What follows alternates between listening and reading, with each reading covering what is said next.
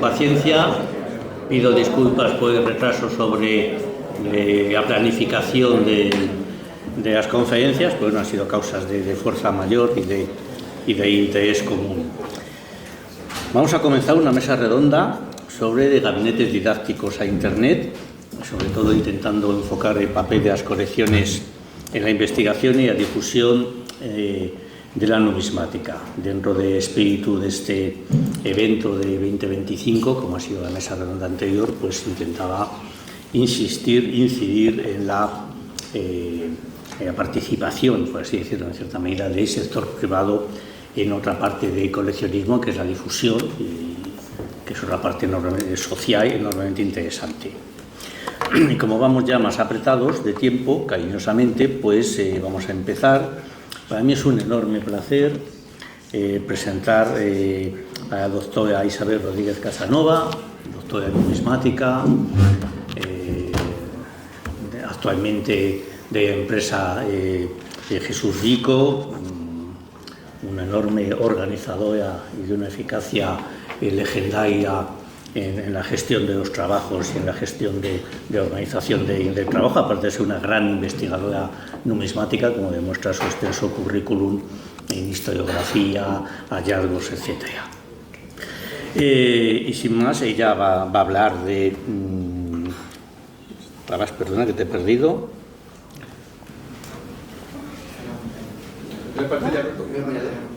Apenas está la pantalla, perfecto. Desde que se me han caído los ojos de la nuca, estoy más inhábil. Buenos días, muchas gracias al profesor Ricardo por su cariñosa... Te quito esta botella que era mía, por cierto, y ya está. Por su cariñosa y adoradora presentación. Lo malo de hablar en la segunda mesa redonda es que algunos temas, algunas pinceladas de lo que yo voy a tratar aquí, que va a ser una exposición muy breve, ya lo han tocado otros que me han precedido, y si han estado ustedes por aquí estos días entenderán que mi capacidad de improvisación actualmente es cero, así que voy a seguir, van a ver imágenes repetidas, pero es lo que hay. Además voy a intentar abreviar porque vamos un poquito mal de tiempo y supongo que a ustedes lo que les interesa al final es que haya un poquito de debate. Entonces, bueno, yo les iba a hablar de qué es el origen de los gabinetes y quería empezar, yo me hacía la pregunta de por qué los coleccionistas empiezan a coleccionar. No digo actualmente, digo hace siglos. A partir del Renacimiento, que es cuando tenemos más información acerca del coleccionismo, hay una palabra que yo considero clave: modelo. La moneda es modelo en dos aspectos muy importantes. Por un lado, sobre todo por el modelo iconográfico que nos ofrece. Renacimiento retoma la iconografía clásica, el gusto estético de las antiguas Grecia y Roma, y qué mejor modelo para esa iconografía que las monedas. Y al mismo tiempo, la moneda es el modelo de los gobernantes. Ellos se encuentran allí con su nombre, con su retrato oficial, aquellos a quienes tanto han admirado: Julio César, Augusto, Alejandro, el gran Trajano, todos lo tienen allí en la moneda. De ahí que los reyes empiecen a coleccionar, que el coleccionismo en origen sea una afición de reyes y de grandes nobles. Sabemos que Alfonso V de Aragón, según Antonio Agustín, se le consideraba, a lo mejor tirando un poco para su tierra, el precursor del coleccionismo y de la extensión del coleccionismo a otros coetáneos en Europa. Luego seguirán con su afición otros reyes. Ellos buscaban el ejemplo de la virtud, las virtudes de aquellos quienes admiraban. Les he traído una lámina donde está representada la virtus militar, y ahí la cita del padre Flórez, en la que cuenta cómo empezó esa ciencia, donde se menciona a Alfonso de Aragón. Seguimos con las colecciones reales, por supuesto la de Felipe II en el Escorial, con este magnífico monetario. La foto la he tomado de la web de nuestro colega predecesor Antonio Roma.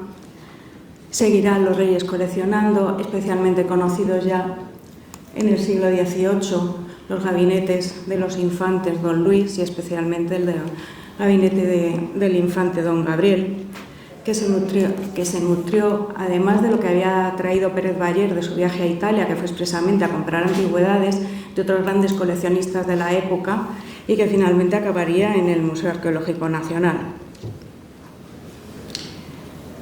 Y ya en esta época el concepto de la moneda, para lo que sirve la moneda, ha cambiado. Como ha dicho antes el profesor Mora en su exposición, siempre se ha entendido la moneda como una fuente primaria de la historia. En el siglo XVIII es cuando más patente se hace esta concepción. Y yo, bueno, les voy a contar una especie de anécdota personal. Yo en varios artículos he citado, bueno, no tengo para señalar, pero lo van a ver. Si este por detrás tiene láser. Uf, va a ser mucho. A lo mejor os lo apunto directamente, mejor lo señalo con el dedo, mejor lo indico. En la cita que tienen ustedes a este lado.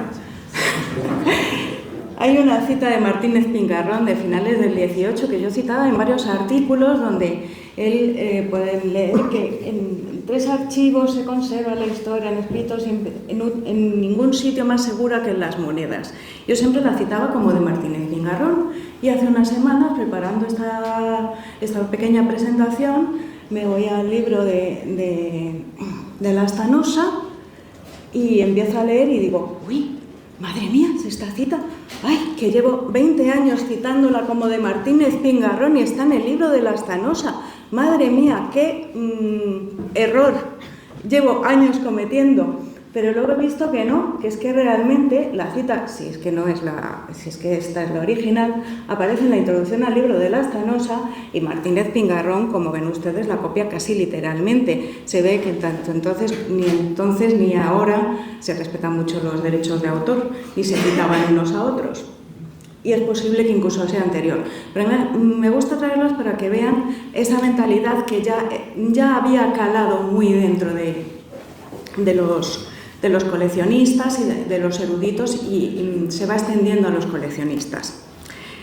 Dirán ustedes, si nos vienes a hablar de gabinetes didácticos, ¿dónde nos quiere llevar? Bueno, pues eso, ahora ya esta mentalidad. Entonces, ahora ya se empiezan a incorporar los gabinetes a las instituciones educativas. El coleccionismo empieza a ser una disciplina que los reyes, los nobles, y como todo lo que empieza la aristocracia, las altas esferas se va extendiendo, se va popularizando o democratizando.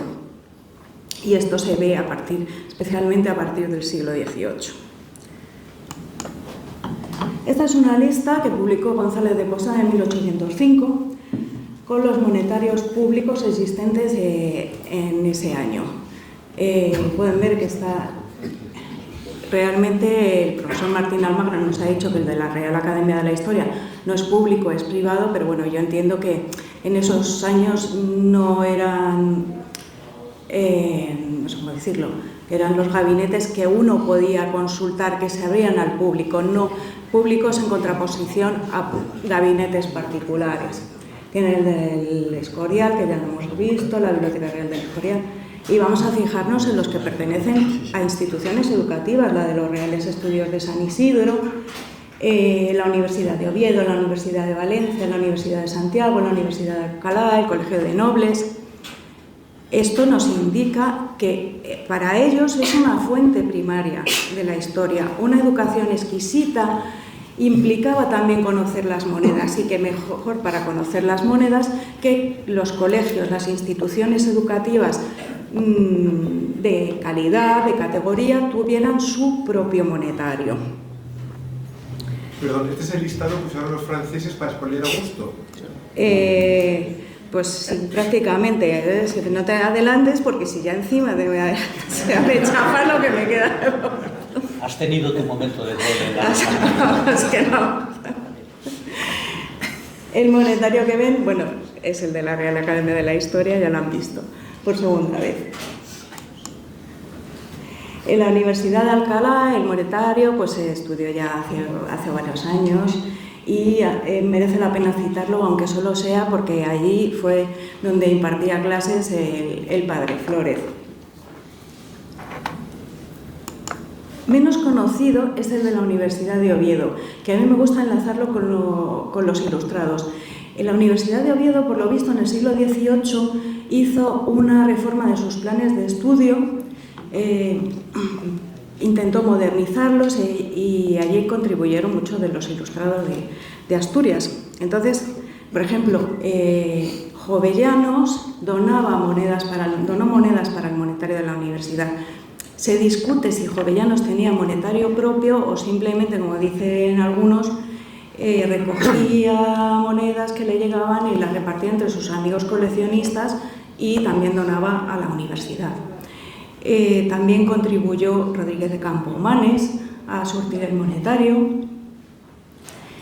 y también ingresó en el monetario que tenía el Colegio de Jesuitas. Cuando la Orden de los Jesuitas en 1763 es expulsada de España, los colegios de jesuitas que tenían los monetarios de los colegios de jesuitas que pasaron a engrosar otras colecciones.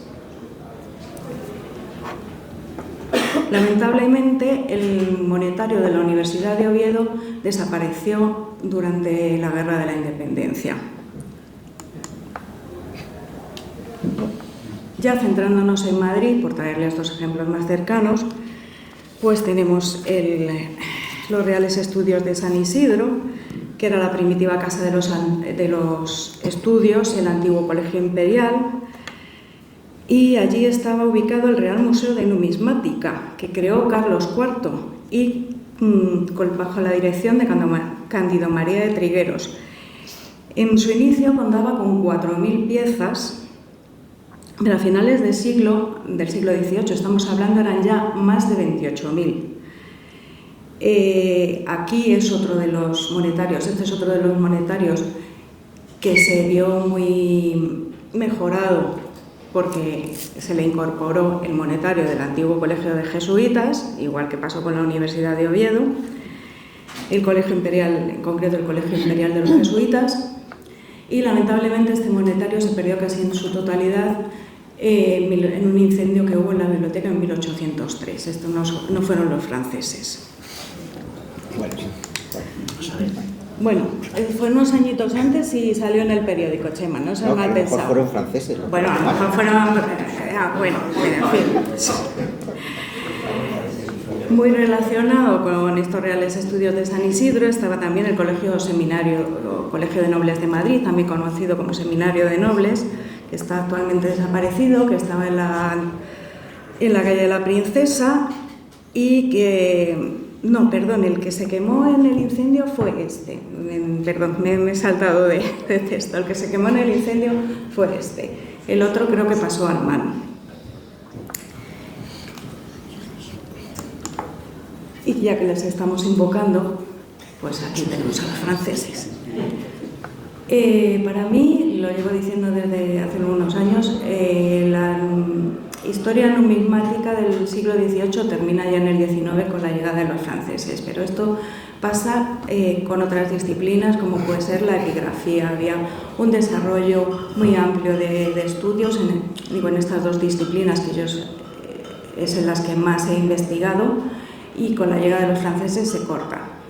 En el caso de las monedas es muy claro, los franceses expolian monetarios, pero también, como dice muy críticamente ese autor asturiano, aunque la obra, he citado el año de publicación, no es 1984, la obra está redactada en 1907, lo que se publicó, se conserva el manuscrito de 1907, pero verán qué certera reflexión. ¿Qué pasa? Que todos los invasores se fueron, los franceses se volvieron a Francia cargados de monetarios, todas las colecciones se las llevaron los franceses. Sabemos que en una parte eso es cierto y que colecciones españolas saqueadas por los franceses acabaron en el Gabinete Numismático de París o en el Museo de Berlín, entre otros. Pero también es verdad que en un contexto de guerra desaparecieron muchos monetarios, como fue el caso de la Real Academia de la Historia, pero no porque se los llevaran los franceses, sino porque había una necesidad de tiempos de guerra. Y muchos coleccionistas modestos achacaron la pérdida de sus colecciones a los franceses, y tampoco fue cierto. Las vendían, pero evidentemente quedaba mucho mejor de cara al público, es decir, no la he tenido que vender, que se la han llevado los franceses. Nadie se creía. Otro coleccionista de la época comentaba que, bueno, se pueden haber llevado las de oro y las de plata, pero los broncecillos romanos y demás no creo que se hayan ido cargados con las mulas a cruzar Francia con esto. En fin, las cosas de las guerras. Y bueno, pues digamos que a partir de aquí hay una especie de vacío, ya se baja la investigación, baja el número de colecciones públicas disponibles, aunque siempre ha quedado ahí un remanente, muchas instituciones educativas que tienen sus propias colecciones.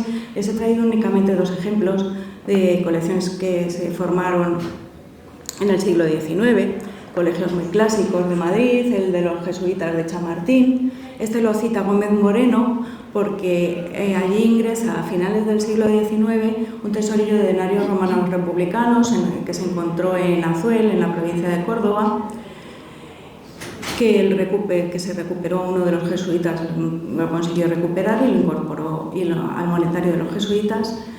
Y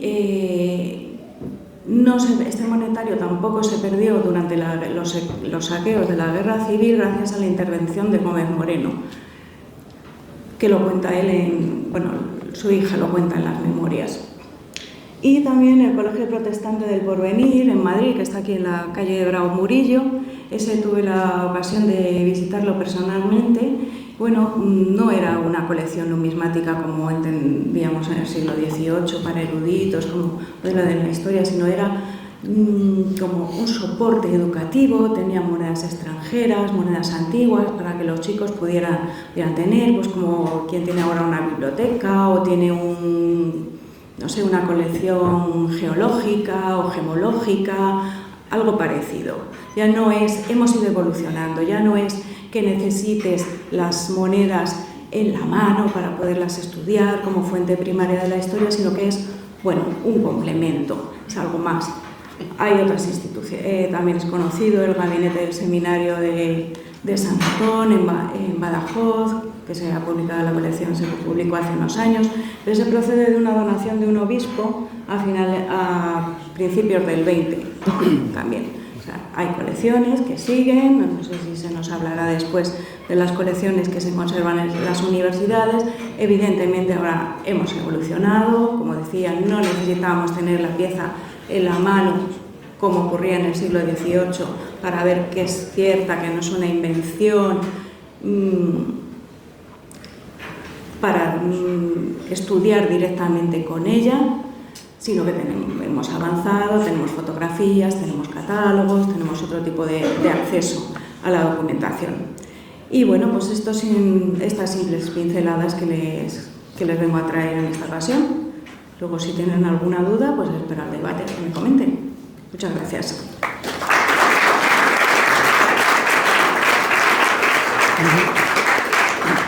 Muy bien, muchas gracias a la doctora Rodríguez Casanova, y ahora cedo rápidamente el turno de palabra al doctor José María Francisco. Poco voy a decir de él, puesto que en la presentación anterior le ha podido demostrar o enseñar parte de sus enormes capacidades en numismática, y por lo tanto, para no tener ritmo, tiene la palabra.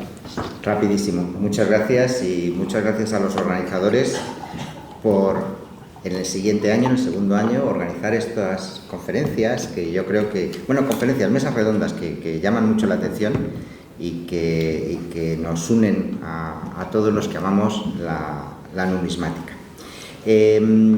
Yo voy a seguir cronológicamente lo que nos ha contado Isabel. Y antes de empezar a hablar de la cátedra de la Universidad Complutense, retomar una cosa de las que ha dicho, y es que la moneda servía para enseñar la historia a los personajes más importantes.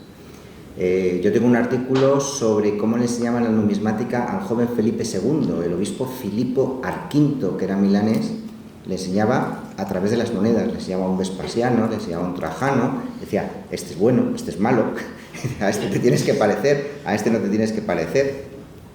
Y por tanto ahí está, y yo creo que todos ustedes conocerán el famoso cuadro de Jean Baran de enseñar numismática al joven Luis XIV, donde aparecen monedas y falsificaciones, con Alejandro Magno, con Julio César, con Enrique IV, con Constantino. Es decir, ¿a quién te tienes que parecer? ¿De quién tenemos algo de él? Porque realmente algo de Constantino el Grande, pues obviamente no tienes debajo de tu secreter algo así. Como no te vayas a Roma, encuentres el pie ese de 3 metros, pues no lo tienen, ¿no? Pero una moneda te dice, este era Constantino, este es el que, esto lo tuvo Constantino o lo pudo hacer Constantino. Bueno, pues por eso decimos, la historia no solo se hace a través, o sea, en los investigadores, sino que a los grandes se les enseñaba, así, o está la famosa anécdota de cómo Petrarca regaló su colección al emperador Carlos IV del Sacro Imperio Romano Germánico, diciéndole, tú eres el heredero de todos estos y por tanto actúa como debes. Bueno, yo lo que quiero es cómo se va a empezar a estudiar la numismática de forma reglada. ¿Por qué? Porque además muchos de ustedes serán autodidactas, como lo era la gente anterior al siglo XIX. La gente anterior al siglo XIX aprendía numismática porque tenía un maestro o porque se lo curraba. Es decir, no había maneras de acceder a esa ciencia de forma reglada. En los planes de estudio, ustedes ven las universidades del 18 o los gabinetes del 18 y esto no era así.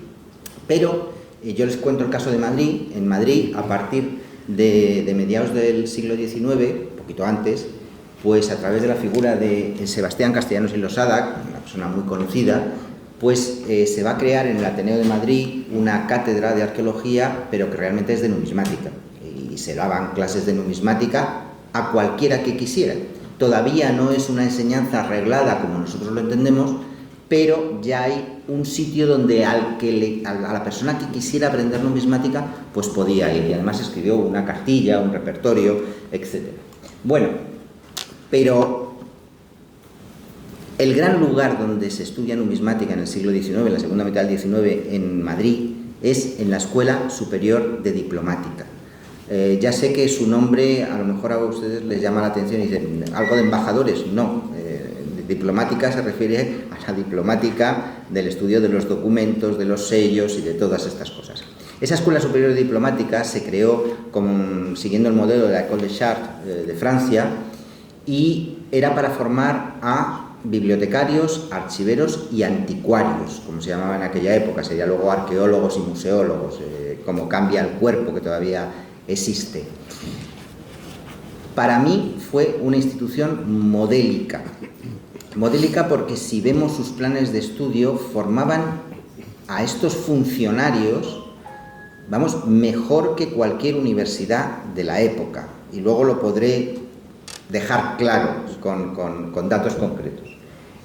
Solo quiero decir que, ya se ha dicho aquí, la persona que llevó sobre todo llevó la numismática fue Juan de Dios de la Rada y Delgado, que fue director de la escuela y director del MAN. Bueno, pues nosotros tenemos los programas, Esos programas tienen muchísimo más contenido que todos los que se dan actualmente.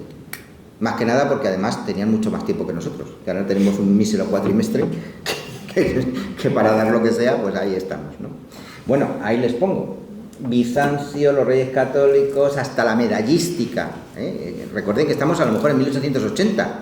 Bueno, pues se estudiaba todo, 90 temas, clases prácticas, y ahí es donde entró. La Escuela Superior de Diplomática creó un monetario específico, didáctico, para sus alumnos, tanto para bibliotecas como para archivos como para museos. Y ese monetario fue el primero que podemos decir didáctico reglado. Vamos con rapidez.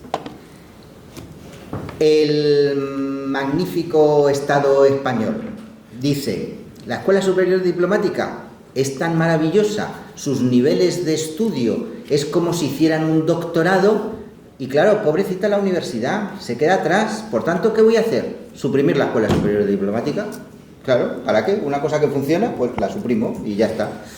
Y decreto que todo tiene que pasar a la universidad, en este caso la Universidad Central. En el decreto de 1900 del ministro García Alix, pues no voy a comentar al señor ministro, pues dice todo esto que les estoy diciendo, que es demasiado importante, que son demasiado listos y que por tanto que pasen a la Universidad Central. Pero el monetario no, el monetario pasa al MAN. Tenemos que tener en cuenta que Juan de Dios de la Rada era director del MAN y por tanto se queda con el monetario. Ahora bien, ¿qué dicen los señores ministros y adláteres? Dice, bueno, pero esto claro, hay que darlo con monedas. Dice, pues entonces, que la clase de numismática en días alternos, como se decía en aquella época, se dé en el MAN. ¿Por qué? Porque tienen el monetario. Como ven, muy típico de la burocracia española. Y a partir de ahí, Juan de Dios de la Rada se va a jubilar en el momento que cierren la escuela y por tanto ya no va a ser catedrático de la central en aquellos momentos, sino que le va a suceder Juan Catalina. Juan Catalina y García López será por tanto el primer catedrático de numismática. Pues no, porque era catedrático de arqueología. Pero como no había dinero para crear otra cátedra, pues dice, pues das arqueología, das epigrafía y das numismática. También lo típico. También el decreto decía que todo esto se tenía que hacer en todas las universidades españolas. Pero, como no hay dinero, que solo se haga en la de Madrid. Como veis, la supresión de la Escuela Superior Diplomática pues fue un desastre para la numismática. Ahí estamos, ¿no? Es verdad, y ahora aquí voy a parar, que tuvimos suerte. Cuando murió Juan Catalina, algo extrañísimo en el panorama español, porque quien destaca es vilipendiado y normalmente se le extraña, había un pequeño decreto que decía que si alguien era absolutamente maravilloso en sus temas y que todo el mundo estaba de acuerdo, no tenía que pasar por oposición y no tenía que pasar por nada. Entonces, don Antonio Vives, a petición de la Real Academia, de la Facultad de Filosofía y Letras, de todos los que podían ser, dijeron, oiga, si alguien tiene que ser catedrático de numismática, no hace falta hacer examen ni hace falta hacer nada. Hay que nombrar a este señor, que es el que más sabe en España. Yo creo que es el único caso en todo el mundo, vamos, de toda España, que alguien reconoce que es el mejor y no quiere ir a por él y le dicen, sea usted catedrático. Bueno, pues fue catedrático. Bueno, del Patronato del Valencia Don Juan a la vista del MAN, académico de la historia, bueno, ya se ha contado quién era don Antonio, no voy a decir más. Aquí le vemos en el Instituto Valencia de Don Juan y en una foto muy conocida de él. Por tanto, fue un gran impulso, pero de nuevo, la Complutense, la central y luego Complutense, no va a tener monetario, el monetario es del MAN. ¿Quién va a sustituir a don Antonio Vives? Pues don Manuel Ferrandis, don Joaquín María de Navascués, ambos ligados al MAN, y ambos seguían dando sus clases de numismática en el MAN o alternando en un sitio y otro. ¿Qué ocurre? Que en un momento determinado hay una reforma legislativa y se impide que una persona sea a la vez conservador de museos y catedrático y de tal, no sé qué, no sé cuánto. De nuevo, estas cosas que se hacen en las reformas. Y se rompe la vinculación de la universidad con el MAN y con su monetario, que era de la Escuela Superior de Diplomática. A partir de ese momento, la Universidad Complutense empieza poquito a poco, rápido termino, a hacer su propio monetario. Cuando Navascués, que le tienen ahí, se jubila y luego muere, que fue además el anticuario también de la Real Academia de la Historia, le sucede en la cátedra María Ruiz Trapero, que la ven ahí, es solo el siglo XX, no voy a tocar el siglo XXI, solo el siglo XX, y es la que inicia un pequeño monetario didáctico que, es probablemente el más moderno, porque claro, como teníamos el del MAN antes, pues ahora es el que tenemos. ¿Qué hay en el monetario de la Universidad Complutense? Pues apenas algo más de 1000 monedas. Algo más de 1000 monedas que se usan para las clases, que su calidad muchas veces es de museo, ya sabemos lo que quiero decir, salvo algunas compras cuando se podía comprar, pues hemos comprado algunas cosas, pero ahora como tampoco se puede comprar, pues hacemos lo que podemos.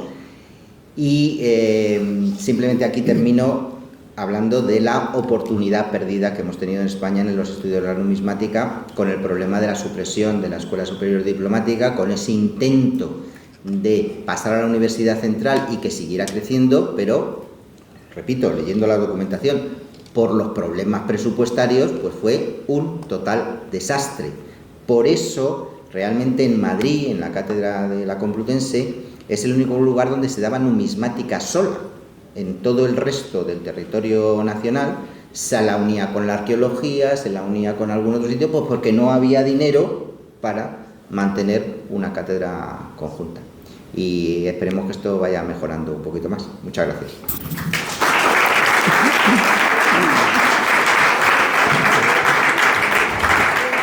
Muy bien, pues cedo la palabra al doctor Pau Ripollés, profesor emérito de la Universidad de Valencia, unos coleguillas en esto, y nada, para intentar mantener el ritmo lo más adecuadamente posible. Muy bien. Antes, buenos días. Buenos días. Antes de comenzar quiero agradecer a la organización pues todo lo que ya se ha dicho, es decir, la oportunidad de estar aquí en esta mesa redonda o alargada y el poder compartir pues otro año más pues experiencias, poder contactar personas y demás. Creo que es un acto relevante y que creo que se ha de mantener por todos sus beneficios.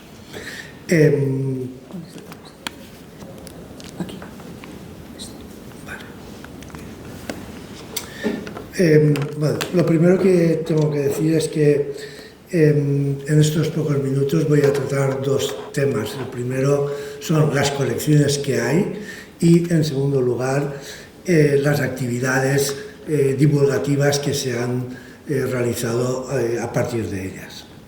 En Valencia existen tres, podríamos decir, grandes colecciones. La universidad, el Museo de Prehistoria y el Ayuntamiento de Valencia. La más antigua es la de la Universidad de Valencia. La Universidad de Valencia, fundada en 1494, pues participaba de lo que ya se ha visto, pues de esa docencia a las personas más relevantes, pero tenemos noticia sobre las donaciones, porque el monetario de la Universidad de Valencia se ha nutrido solamente, que sepamos, de donaciones, no han habido compras. La primera donación de la que se tiene noticia es de Francisco Pérez Bayer. En el siglo XVIII donó su biblioteca, que es más de 20.000 volúmenes, pero Pérez Bayer era también coleccionista de monedas, tenía un monetario y con los libros, con la biblioteca, pasó el monetario, porque ya se ha visto que a lo largo en esta época los monetarios formaban parte de las bibliotecas, se conservaban a las bibliotecas, eran, en fin, de hecho, en la actualidad en muchos lugares del mundo todavía las monedas están en la biblioteca. La segunda donación importante y de la que se tiene noticia es de Francesc Borrull. a principios del siglo, en 1806, apareció un tesoro de monedas romanas republicanas, unos 1000 ejemplares, que fueron donados a la universidad y que han servido y sirven en la actualidad para las prácticas de los estudiantes en el seno de la facultad, en este caso ahora de Geografía e Historia. Ya veremos por qué razón ese tesoro ha sido relevante. Tiene 1000 monedas, pero van desde el 209 hasta el 44 a.C., es decir, está toda la producción monetaria romano-republicana en plata representada.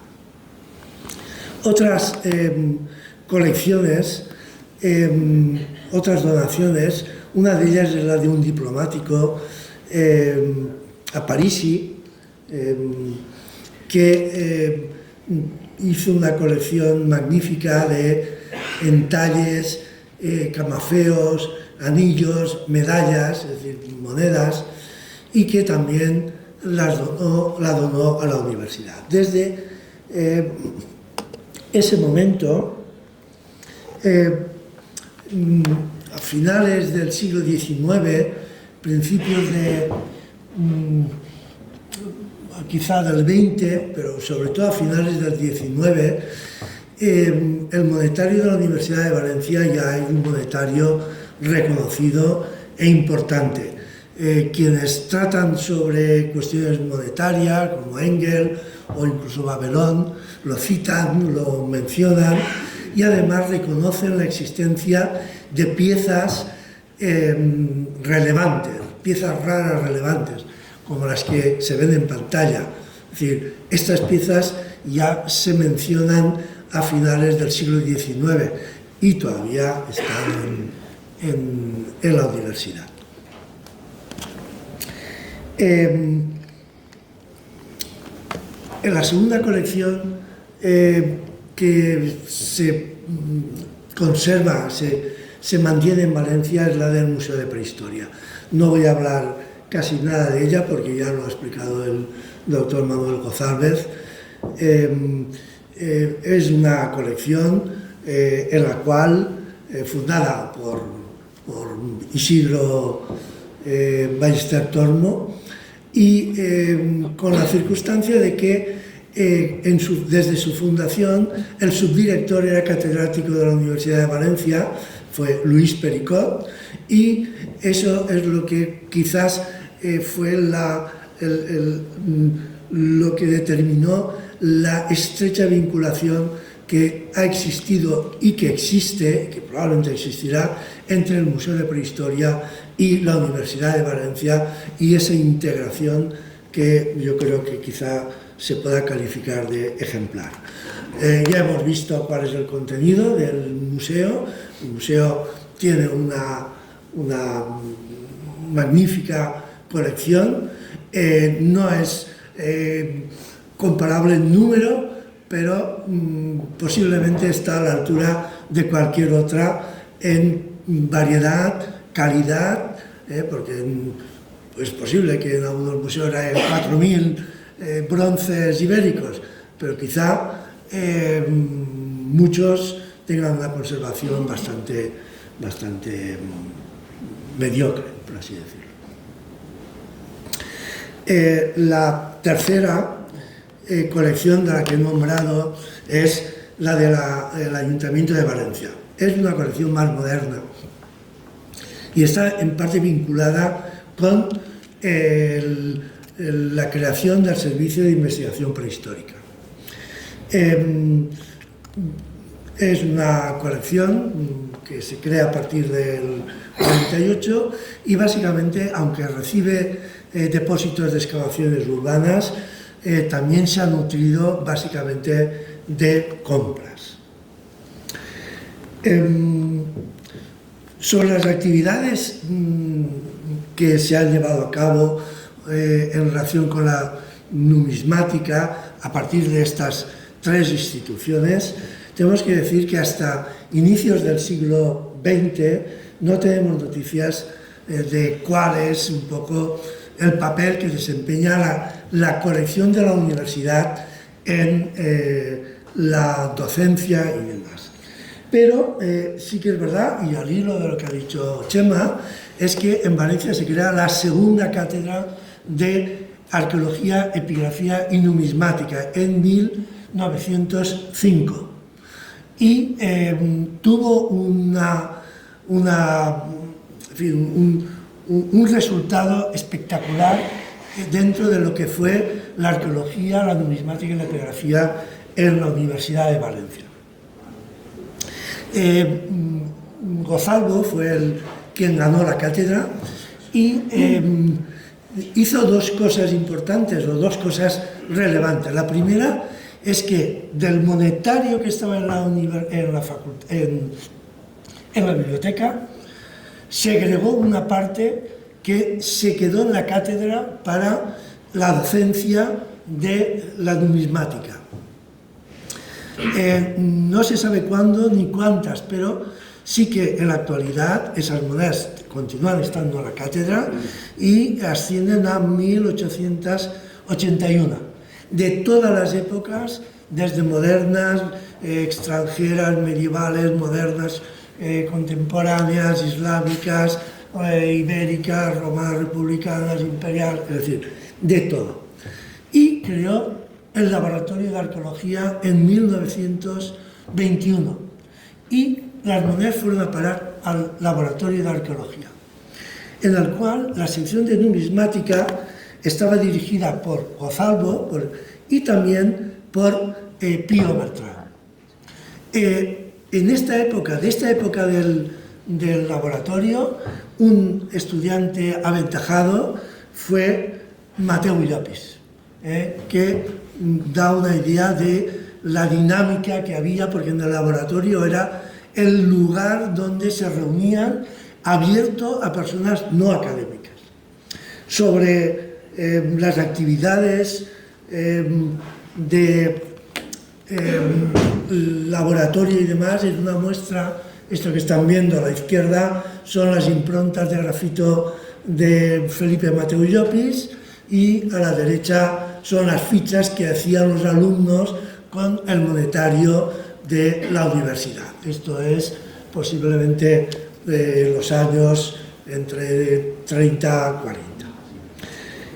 Pero hasta el año, desde esta época, desde la Guerra Civil aproximadamente, los años 40, hasta el año 1976, no hay ninguna noticia sobre el papel que desempeñó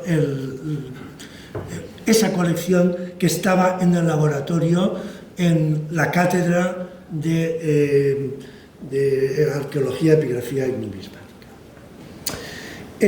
Pero lo que sí que parece, a tenor de lo que apareció, digamos, lo que sabemos del año 1976, es que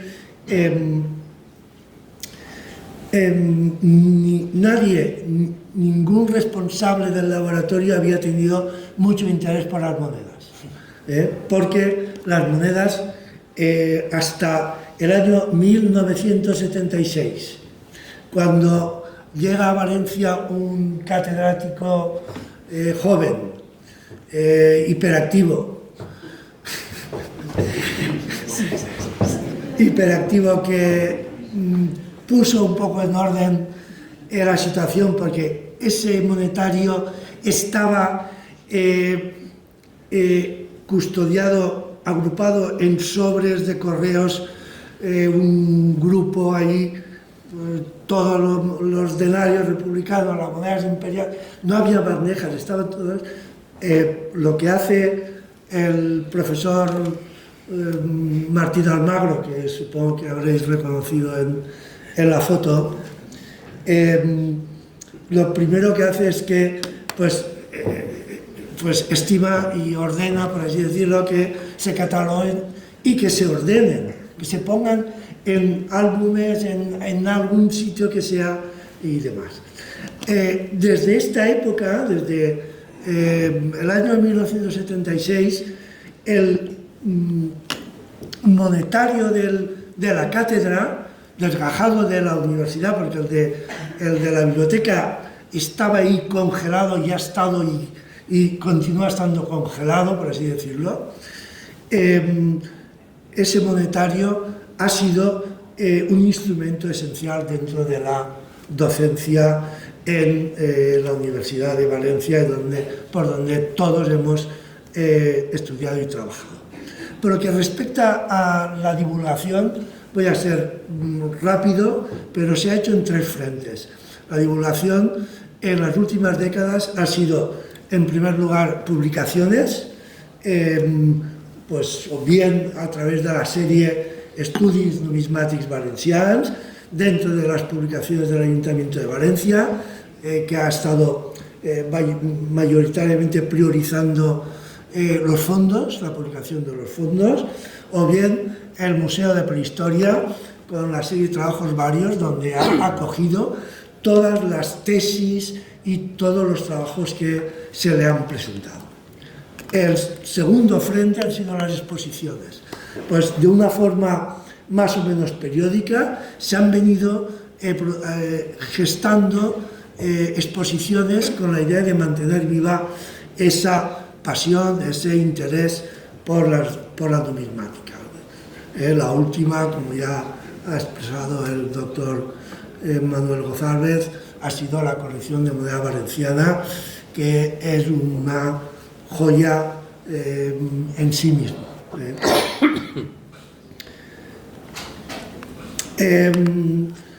Y el tercer frente han sido las jornadas. Desde el 2013 celebramos en Valencia jornadas de numismática, donde hay una participación muy activa por parte de la universidad y del museo, y tienen el objeto de extender las enseñanzas numismáticas a personas interesadas fuera del ámbito académico, también académico, pero también fuera del ámbito académico. Son gratuitas y son abiertas. Su estructura es muy simple. Un día de conferencias en la universidad o en el museo, como podéis ver, reflejan estas imágenes, y otro día de prácticas básicamente en el museo, porque en fin, se muestran prácticas de catalogación, clasificación, uso de libros, de catálogos y demás. Para terminar y como conclusión, pues diría que el panorama divulgativo que tenemos en Valencia pues ha evolucionado muy positivamente en las últimas décadas, y que creo que las colecciones que se custodian en Valencia se está haciendo un buen uso de ellas y que están cumpliendo con su función de herramienta docente y divulgación, a pesar de los peligros que entraña el poner sobre la mesa monedas y demás. Pero hay que decir que en todos estos años nunca ha desaparecido una moneda. Y eso es todo. Muchas gracias.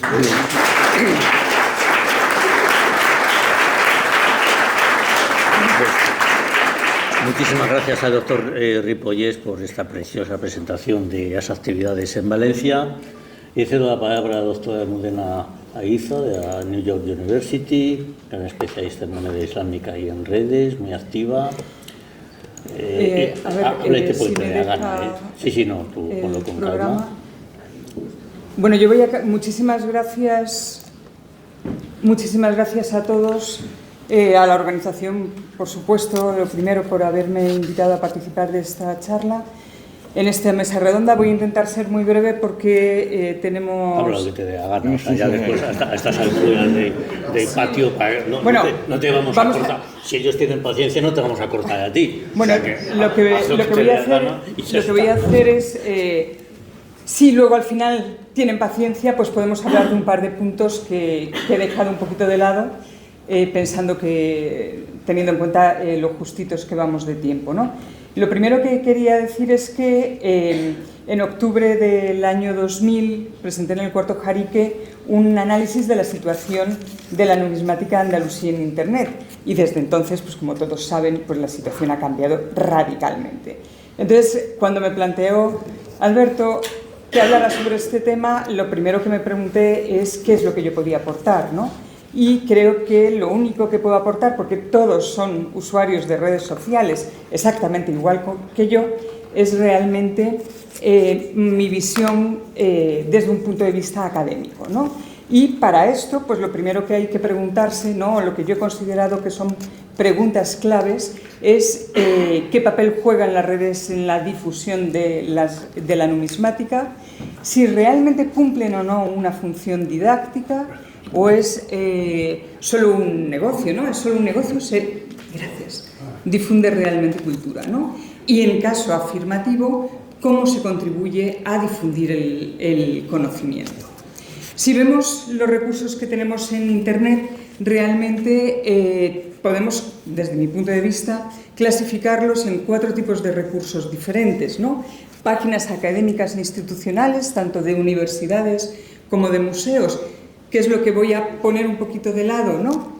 Puesto que vamos un poco justos de tiempo y además ya se ha hablado extensamente sobre ello. Otras páginas de divulgación numismática, como de asociaciones numismáticas nacionales, por supuesto que hay también locales, pero bueno, si acaso nos centraríamos en estas, y particulares, ¿no?, iniciativas de coleccionistas, iniciativas personales de coleccionistas. Luego, lo que es el papel que están desarrollando las casas de subastas y, por último, digamos, enfocarme un poquito en lo que aportan las redes sociales. De las páginas académicas, como les decía, si tenemos tiempo hablamos después, y de las páginas de otras páginas de divulgación, de las asociaciones también, me gustaría comentar algunas cositas después. Y, por supuesto, responder a la pregunta de Manuel, ¿no? Pero si les parece, pues lo podemos dejar un poco para el final y para el turno de preguntas. Y quería centrarme sobre todo en las páginas de divulgación hechas por particulares, porque creo que en estas páginas realmente tenemos recursos de referencia tanto para investigadores como para coleccionistas. Creo que estas páginas han jugado en los últimos años un papel fundamental que hay que poner en valor.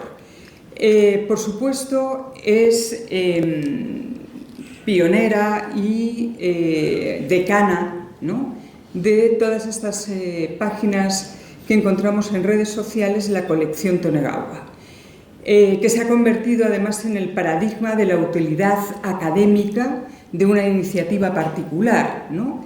Y de hecho el ejemplo perfecto, ¿no?, de cómo esta página web ha llegado a ser el paradigma de la utilidad para el mundo académico es que ahora no se encuentra solamente hospedada en la Asociación Numismática Española, por ejemplo, en We Are Numismatic, de que vamos a hablar también, sino que también la podemos encontrar en el Consejo Superior de Investigaciones Científicas, que no hay otro ente más académico que se me ocurra, ¿no?, que en la Fundación Even2File, o incluso en el proyecto de Feluses y Precentos, que es un proyecto en colaboración entre la Universidad Complutense de Madrid y el Museo Arqueológico Nacional, del que, si tenemos tiempo, podemos comentar un poquito al final.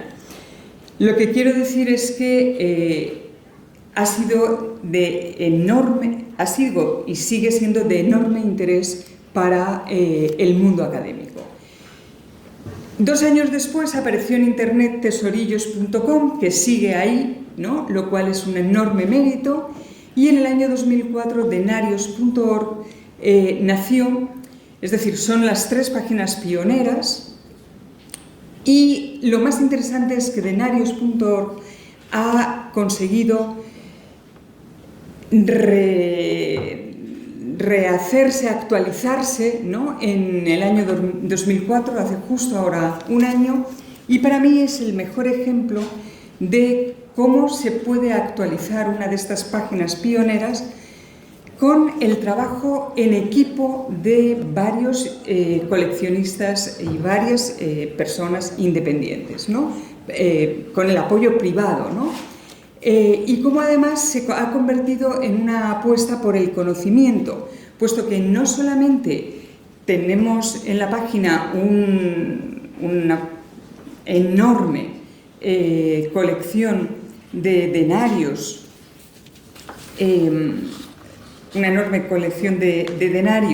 sino que además se ha prestado especial atención en crear un espacio para artículos que sirvan para divulgar ese conocimiento, ¿no? Lo cual para mí es un ejemplo, ¿no?, de cómo entre un equipo, ¿no?, que digamos que es el punto clave para mí de la actualización de esta página web, entre un equipo se ha puesto el foco en la divulgación del conocimiento. En el año 2005 Foro Omni también fue un hito, ¿no?, en la aportación por parte de particulares y de coleccionistas en el mundo del conocimiento. Y él hizo una enorme labor editorial, no solamente fue un foro, sino que, como todos ustedes saben, pues publicó una revista, la revista Omni, en la que han publicado tanto coleccionistas como académicos, y además tuvo una importante labor también como editores, ¿no?, y yo misma publiqué mi libro, ¿no?, mi tesis, una parte de mi tesis doctoral la publiqué con Omni porque me parecía que era una manera de promocionar estas iniciativas que merecían, ¿no?, ese apoyo. En el 2008 apareció Foro Imperio Numismático, y todas estas páginas están ahí todavía cumpliendo una función fundamental, y hay que destacar un punto de inflexión que se produce con otras dos páginas o blogs importantísimos. En el 2009 nace Blog Numismático, que todos conocéis, y en el 2014 We Are Numismatic, que también es, no hace falta presentación. Pero para mí la clave de estas dos páginas web ha sido la profesionalización. Para mí esto ha marcado un punto de inflexión, un antes y un después, porque les ha permitido dedicarse, ¿no?, en cuerpo y alma, de una manera profesional, a la divulgación de la numismática. Blog Numismático tiene una presencia total en redes, como pueden ver en la imagen, o sea, no existe una red social en la que no esté Blog Numismático, y estamos hablando de que tienen cerca de 200.000 seguidores, es decir, es una manera de llegar a un público amplio incomparable. En YouTube, solamente en YouTube, Blog Numismático cuenta con 10.961.375 visualizaciones, que seguro que esto fue anoche y seguro que hoy ya son muchísimas más, ¿no? Quiero decir que son plataformas desde las que se llega a un público amplísimo. Y también está en este punto, como comentaba, también está We Are Numismatic, que se ha enfocado digamos que se ha centrado en una perspectiva un poco más académica, con lo cual para mí es casi perfecto, porque entre las dos plataformas están abarcando o cubriendo, ¿no?, un espectro amplísimo de los intereses que tiene el público respecto a la manera de acceder a ese conocimiento. We Are Numismatic no solamente alberga la colección de amuletos de Sebastián Gaspariño o la colección Tonegawa, que si no me equivoco además fue la primera en albergarla, sino que además tiene el repositorio de la revista Mancuso de Gaspariño, que es importantísimo, ¿no?, y ha hecho el enorme esfuerzo de mantener esta revista viva, en la que siguen publicando muchísimos coleccionistas y también gente del mundo académico, entre los que tengo el honor de encontrarme. Y además se está haciendo una importantísima labor desde el punto de vista del mundo, o sea, como una importantísima labor de poner a disposición de todo el público la importantísima obra de traducción que llevó a cabo Gaspariño, ¿no? Y esto es de un interés para el mundo académico, vamos, fundamental. No solamente va a estar accesible todas estas traducciones de las fuentes árabes para todos los coleccionistas, sino también para todos los académicos. Y también está la colección Imperatrix, que todos conocen, ¿no?, sobre moneda medieval y que no necesita presentación. Y para mí, otro de los puntos fuertes es, y que creo que merece la pena comentar, es el proyecto Museión, porque se trata de un museo virtual de colecciones. Hasta ahora solamente hay una, la colección Maristán, pero para mí marca un poco cuál es el camino a seguir, ¿no? Porque en lo que a moneda, bueno, sí, denarios marca el camino respecto a lo que hay que hacer, digamos, lo deseable, ¿no?, desde el punto de vista de la moneda antigua. Para mí,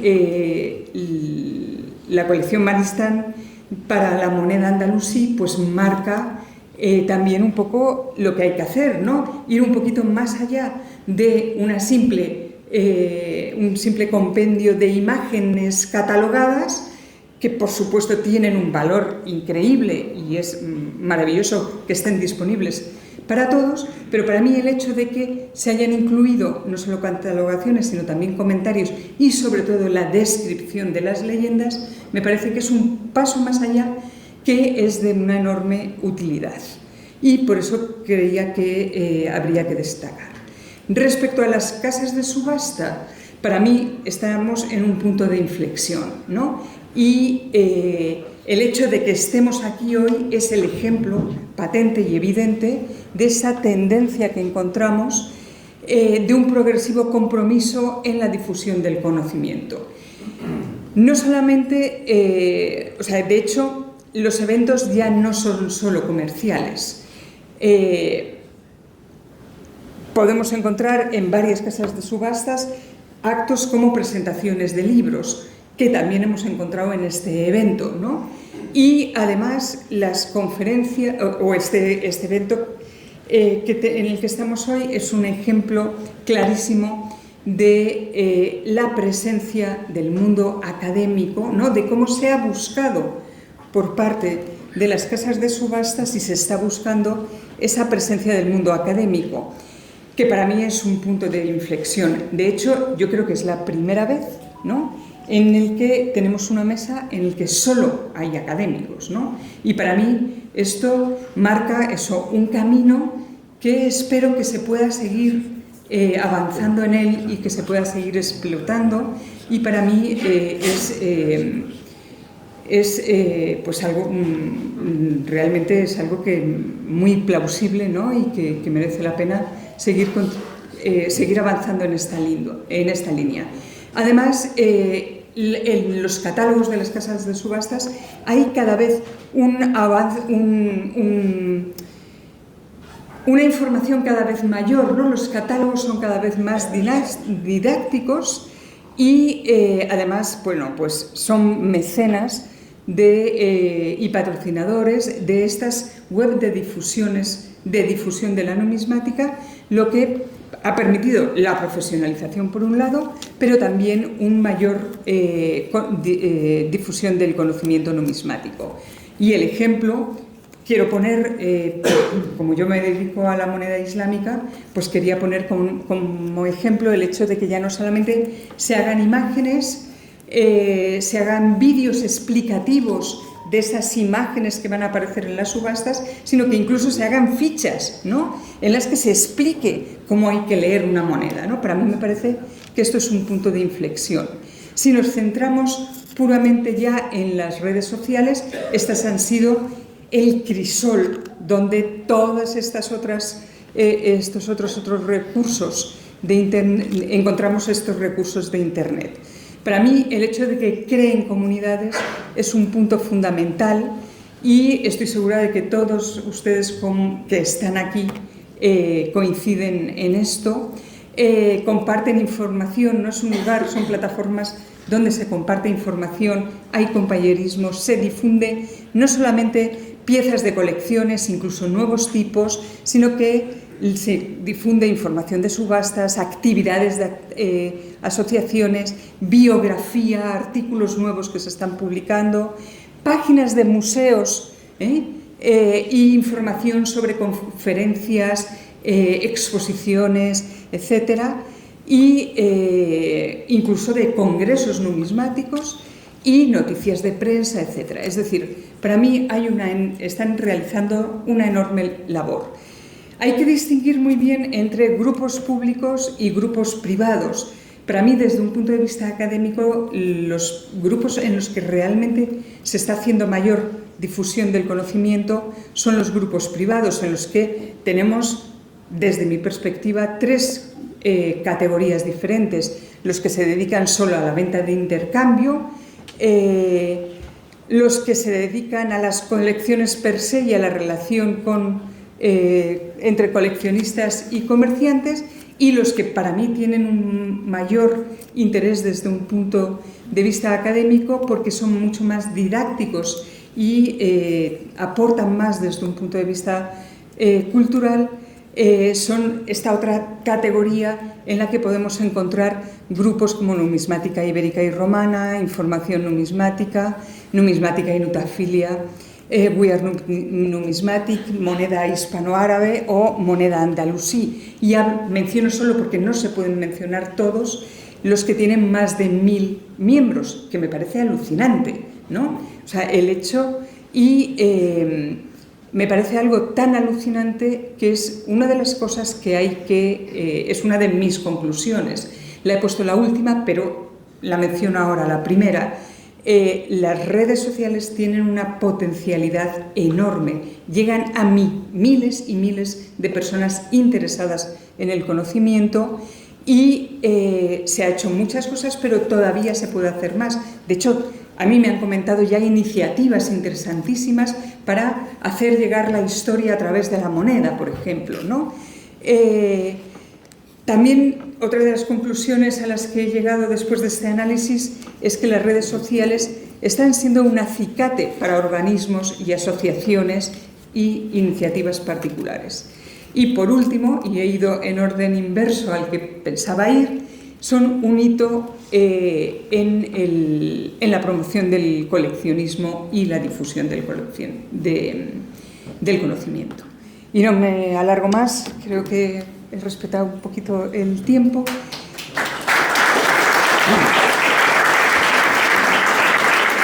Muy bien, pues muchísimas gracias al público por su paciencia, a todos los miembros de esta mesa, que ni es mesa ni es redonda.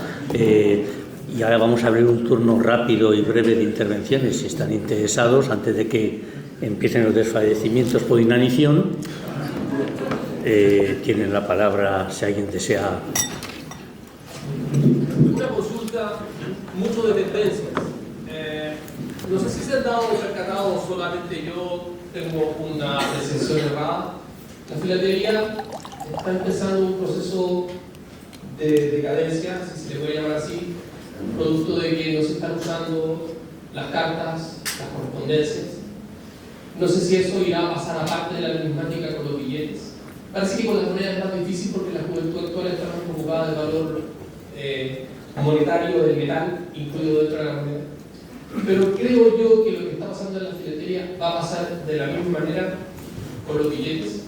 ¿Creen ustedes, o en realidad cualquier persona de la mesa, las tendencias con el dinero digital puedan provocar en algún grado la, no sé si desaparición, pero el menor interés por la numismática en general? ¿Puedo contestar? ¿Sí? Sí. Bueno, el otro día precisamente estuve hablando de esto con un coleccionista filatélico fabuloso, Y estábamos comentando que, o él me comentaba, yo transmito un poco, hago de puente, ¿no? Que más que desaparecer se está cambiando el perfil radicalmente, ¿no? Si antes la gente empezaba a coleccionar sellos desde los 8, 10, 15 años, ¿no? Porque los recortaban de las cartas, ahora el perfil del coleccionista numismático filatélico que empieza, pues está ya a los 40 años y se ha especializado, y ya de entrada es un coleccionismo mucho más especializado y mucho más de calidad, ¿no? Que va directamente a piezas importantes. Yo tengo la esperanza de que con la numismática, a lo peor, nos encontremos en una situación así, pero espero que no. De hecho, he tenido el gustazo de ver gente joven, y de hecho aquí hay gente joven que espero que vayan tomando el relevo, ¿no? ¿Puedo hacer un comentario por alusiones? Por joven. Un comentario. Por joven, ¿no? Por lo de joven. El tema de la filatelia numismática, vamos a ver, se ha abusado mucho en el mundo filatélico. Las administradoras, si no necesito todo eso, y la competencia. Las administraciones postales en todo el mundo han abusado mucho de la filatelia como objeto de incremento de presupuestos. Yo comento a principios del siglo XXI que se había encargado en España, por ejemplo, ¿no? Se ha abusado mucho. Por otra parte, la numismática se ha filatelizado en el mundo de la moneda de colección, por ejemplo.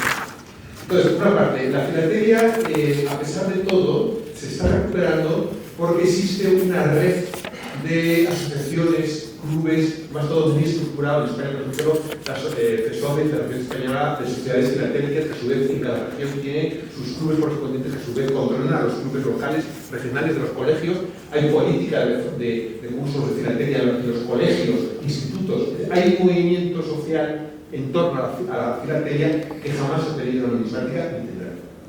En cuanto a, yo creo que la filatelia está recuperando, se repito por eso. ¿Qué pasa? Que la producción por ejemplo filatélica que hace la Fábrica Nacional de Maitime, que son en torno entre 90 y 100 efectos anuales, está ya diseñada directamente al coleccionista, pero sin abusar, porque en los años 90 y principios del siglo XX, para no ser nadie, Correos abusaba en el sentido de que hacía tantos productos para filatélicos y documentos filatélicos y marcas, es decir, no podía seguir el nivel ni el ritmo que te marcaba la administración postal, porque es que necesitabas un presupuesto íntegro anual solamente de las cosas. Entonces, si frustras al coleccionista, se retira del coleccionismo. Porque no puedes seguir el nivel, es decir, o lo tengo todo o me suicido. Pues como no quiero suicidar, me quedo en morcilla y paso de los sellos. Eso en el caso de la numismática, se están pasando a algunas administraciones. Yo entiendo que hay que facturar, en el mundo hay una competencia fuerte entre España, Canadá, Alemania, las colecciones dentro de la Unión Europea, los chinos, en fin. Todos queremos vender muchas monedas porque va la cuenta de resultados en ello. La moneda va a desaparecer con esto de los... Vamos a ver, tenemos un problema que se llama eurocentrismo. Es decir, lo que pasa en el mundo es lo que pasa en Europa.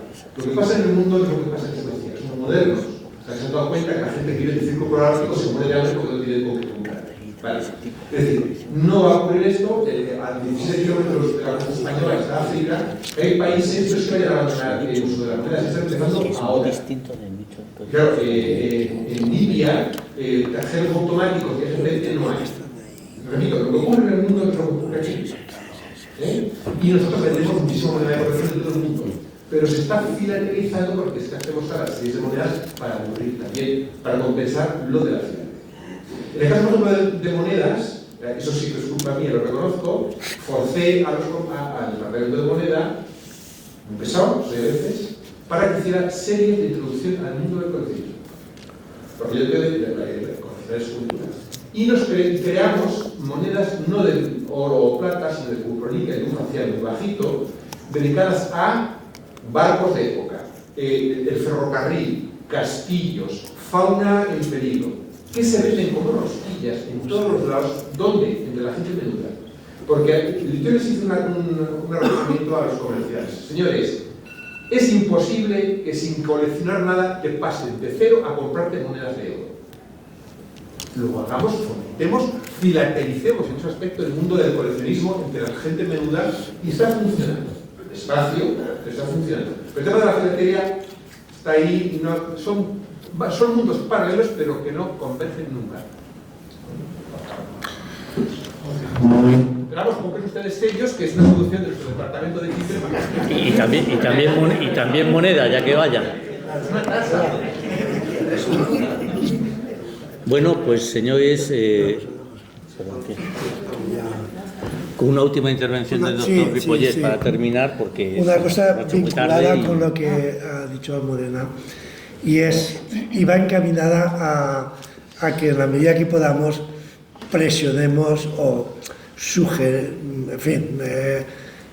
indiquemos a los subastadores que además del peso es importante poner el diámetro. Es básico y fundamental para poder completar la importancia de la documentación, la información básica de las monedas que se subastan. Porque, a ver, los americanos ponen hasta la posición de cuños. Entiendo que igual la posición de cuños igual es un poco excesivo, pero sí que es importante el poner el diámetro, porque la información no es reciclable, no se puede reutilizar al 100%, porque hay veces que esa no sabes luego reproducirla, sobre todo cuando no hay catálogos impresos, como sucede en la mayor parte de las veces. Muy bien, perdón, Rafael, ¿no? Muchísimas gracias, ¿no? O sea, te quito la palabra. Sí, pero tiene una cosa Almudena que es muy importante. Por favor, un segundo. Tiene razón lo que dice Almudena, un segundo. Luego te doy una cosa. Es que también han cambiado los colegas el criterio y el enfoque hacia el mundo del coleccionismo y al mundo sobre todo de las redes. Antes decían, ese es un friki. Bueno, como la fuerza Orcan, dice, bueno, es un friki. Oye, pero toma, mira el artículo que ha hecho fulanito en tal y cual. Muy bien, muchísimas gracias. Espero vernos dentro de un año y que vaya todo muy bien y muchas gracias por su atención.